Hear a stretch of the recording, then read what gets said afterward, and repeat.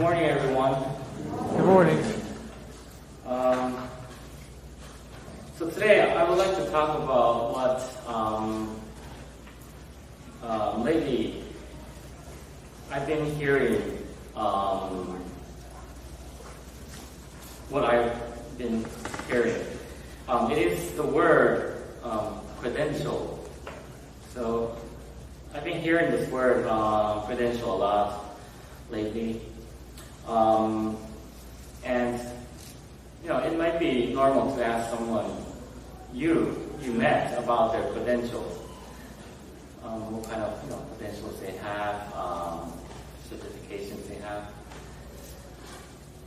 But sometimes I kind of feel that it is almost as if the credentials make the person. And it is as if one's credentials are everything. So, what are credentials? And what is it to be certified? Today, I have a story that kind of relates to this question.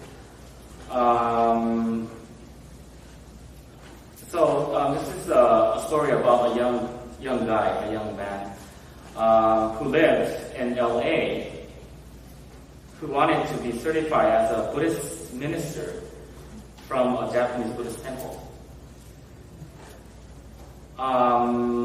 So the young man, he went to Japan in order to secure his certification.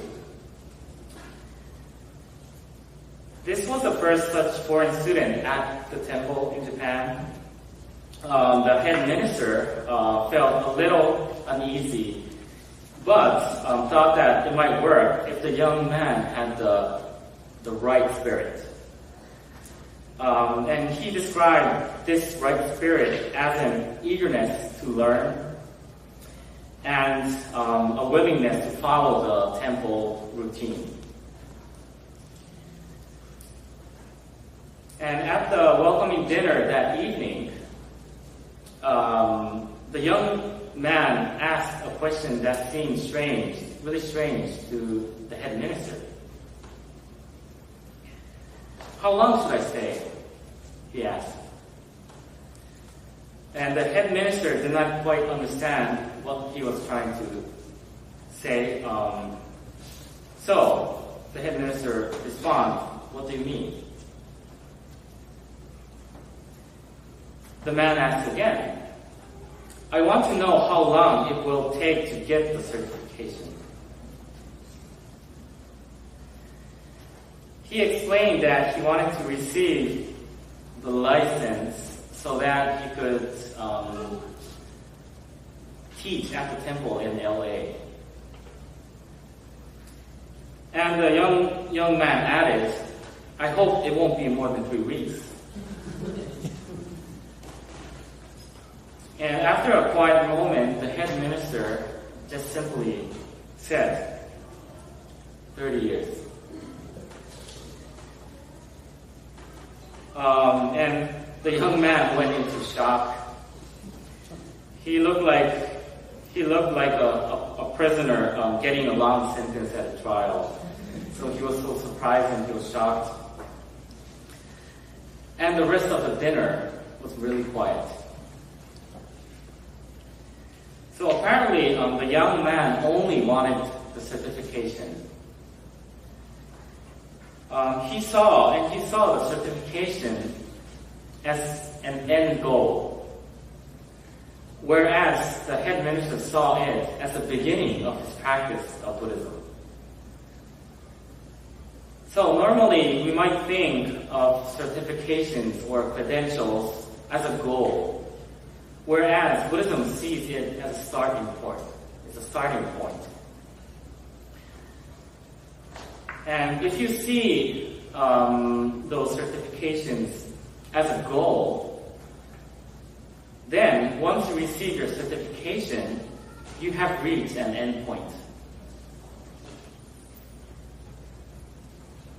So certifications and credentials is the result of your great efforts.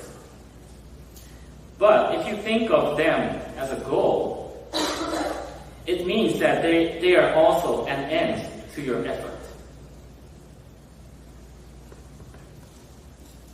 Buddha saw this as a problem. For instance, a driving license. So a driving license is not just a permission to drive, but also a promise to follow the rules, traffic rules, and also to try to drive in a proper way. The certification to drive makes you responsible for driving in a way that will not endanger you and also others.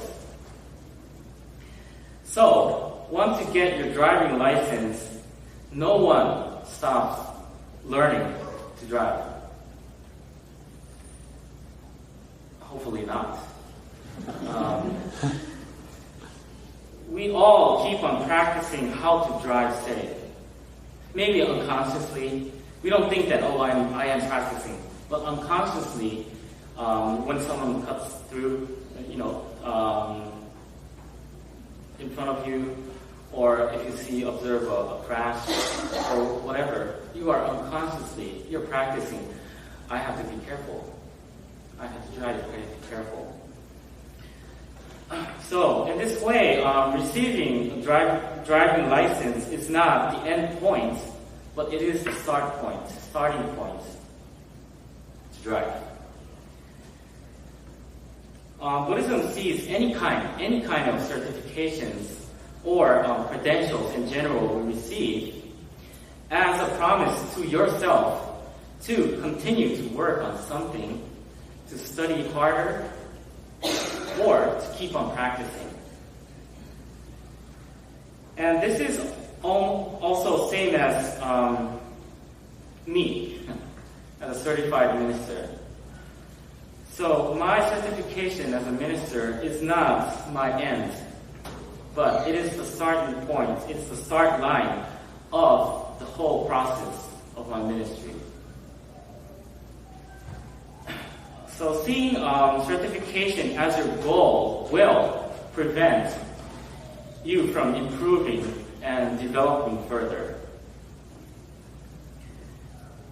So when we could understand this, we'll see that certifications are only a piece of paper. So the Dharma, the Buddha's teaching, teaches us that we must practice to be mindful of how goals should never be our goal, and how certificate is not a permission to stop learning or stop practicing. It is the start, always the start. And it must be lifelong. So, it is a start line, actually without a goal. This idea of being mindful of how we are always in a process that has no end is one of the true directions that Amida Buddha indicates to us. Please join me in Gassho. By reciting the Nembutsu, Namo Amida Butsu, we are always reminded what makes our individual lives even more meaningful. And when the Nembutsu is recited in our everyday lives, we are always reminded of the Dharma in times of need. Namo Amida Butsu. Namo Amida Butsu. Namo Amida Butsu.